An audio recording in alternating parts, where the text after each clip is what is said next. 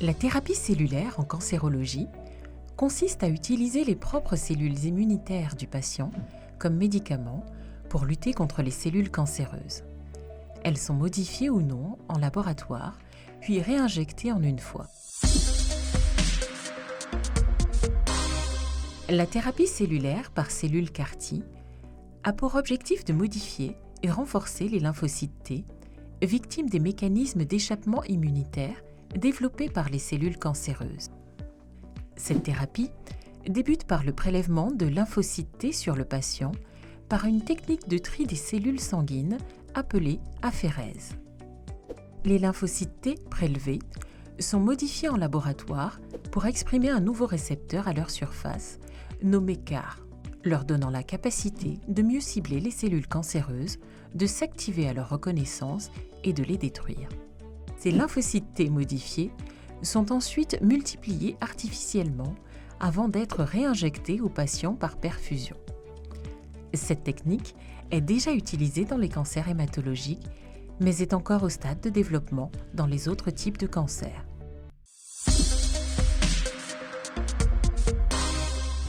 Pour s'attaquer aux tumeurs solides, un autre axe de recherche actuellement exploré consiste à remplacer les lymphocytes T par des macrophages. Et les macrophages sont de grandes cellules capables d'ingérer et de détruire des cellules cancéreuses. Ils ont la capacité naturelle de s'infiltrer dans le micro-environnement tumoral. Dans la thérapie cellulaire par CAR-Imac, les macrophages sont produits en laboratoire à partir du sang du patient ou en ayant recours aux IPS, obtenus à partir de cellules issues de leur peau. Les macrophages sont ensuite modifiés pour renforcer leur capacité à s'infiltrer dans les tumeurs et à détruire les cellules cancéreuses avant d'être injectés aux patients.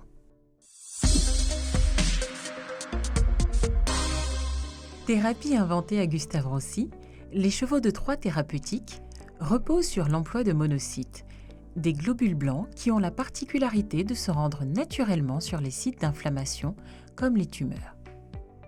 Cette thérapie est encore au stade des essais en laboratoire. Elle repose sur un premier prélèvement de monocytes sur le patient qui sont ensuite envoyés en laboratoire pour y subir une modification. L'objectif ? Les faire surexprimer la protéine P21. Une fois réinjectés, les monocytes modifiés vont migrer vers les tumeurs et s'y infiltrer. La modification de la protéine P21 va alors leur permettre de se reprogrammer en macrophages inflammatoires, hyperphagocyteurs, soit de grosses cellules capables d'ingérer et de détruire des cellules cancéreuses. Enfin, l'arrivée dans la tumeur de monocytes modifiés va entraîner une réaction inflammatoire qui va permettre une meilleure infiltration des lymphocytes T, qui vont à leur tour se mettre à s'attaquer aux cellules cancéreuses. La thérapie cellulaire par TILS concerne l'ensemble des lymphocytes capables d'infiltrer une tumeur. Les lymphocytes T, mais aussi les lymphocytes B et les cellules tueuses naturelles. Ce traitement débute par une biopsie.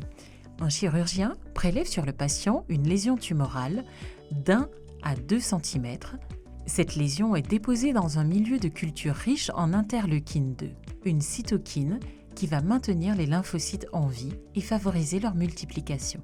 Les lymphocytes infiltrés dans la lésion sont alors séparés des cellules tumorales et continuent de se développer de manière exponentielle grâce à un système automatisé de culture cellulaire.